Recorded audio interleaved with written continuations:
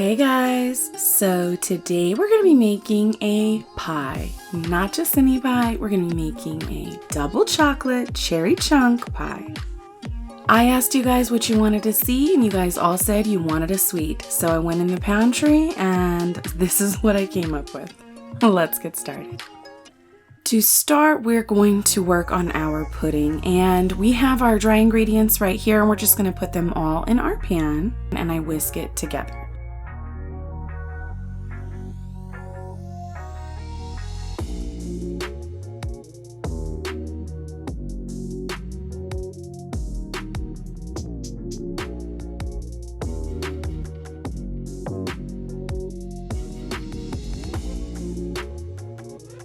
My cocoa powder was misbehaving, and if yours is too, go ahead and pull out your sieve and just push it through there and it'll get all those lumps out. To the pan, we're going to go in with our milk, and today I'm using evaporated milk, but any milk would work. Now again, we're going to go in and we are going to stir until it gets nice and smooth. Now we're going to put this on the flame and we're going to be working on a low temperature, and you just want to keep whisking it until it starts to get nice and thick. Mine kind of got away from me a little bit, so if that happens to you, you just want to whisk and whisk and whisk until it is nice and smooth. If that fails, go ahead and pull out the sieve and you can get all the lumps out that way. Nobody will ever know. Once the pudding cools down, you want to go ahead and add some chocolate chips. I used the mini variety today. You could also add nuts or coconut or just about anything that you might like in your chocolate cherry pie. We're going to set that to the side, and now we're going to work on our cherry portion. And just like the pudding, we're going to pour everything except the vanilla into our pan. Make sure you whisk until you don't see any cornstarch.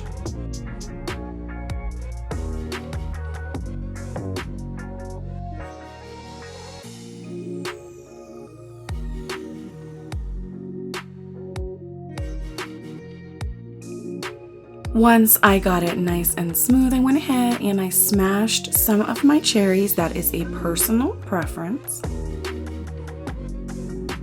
And now you want to put this on a medium-low heat. Don't walk away from this because it's going to get thick pretty fast. Pretty much as soon as the mixture comes to the boiling point, you will be at your final thickness.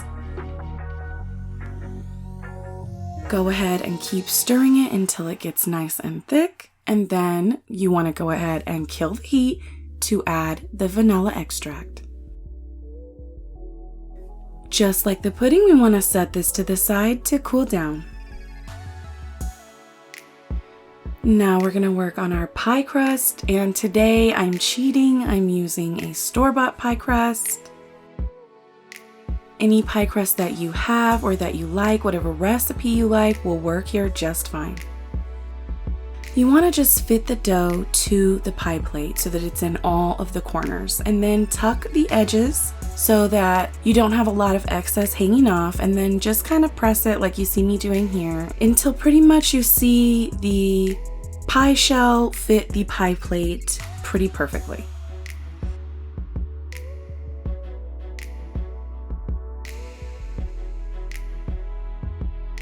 Right here, I'm just docking this pie crust, and that's just going to stop the pie crust from puffing up in the oven. It's going to go into a 450-degree oven for about 12 minutes or until it is nice and golden brown.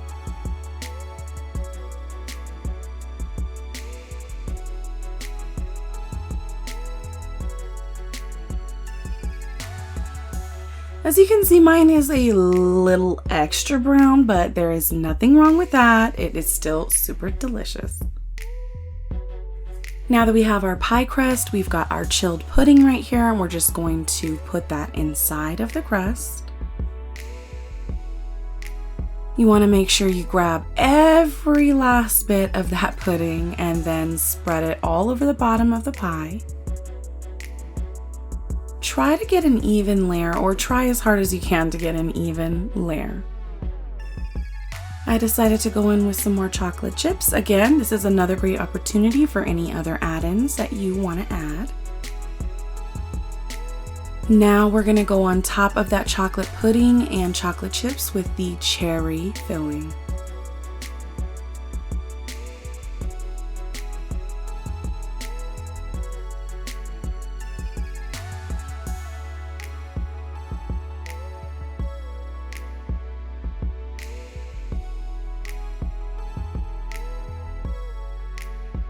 Go ahead and give it a little jiggle to make sure there are no air bubbles.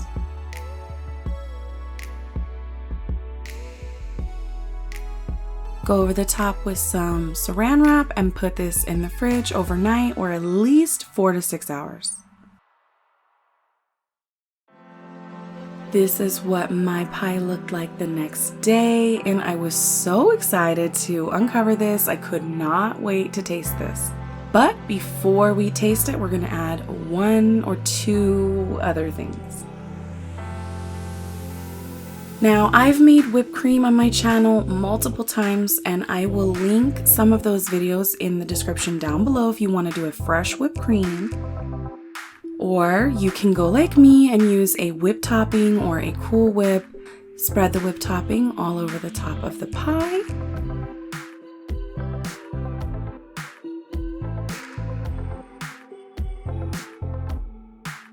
Then I looked in the freezer, I found a Hershey's bar with some almonds, and I decided to shave some of the chocolate on top. This recipe really was on the fly, guys, but it did not disappoint. I'm so happy I made it.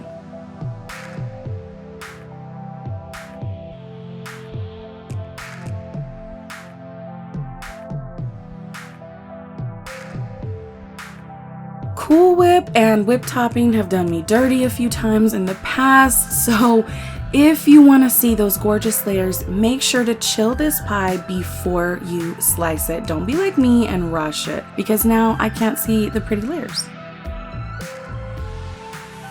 But I can taste them, and I promise you, this is magnificent.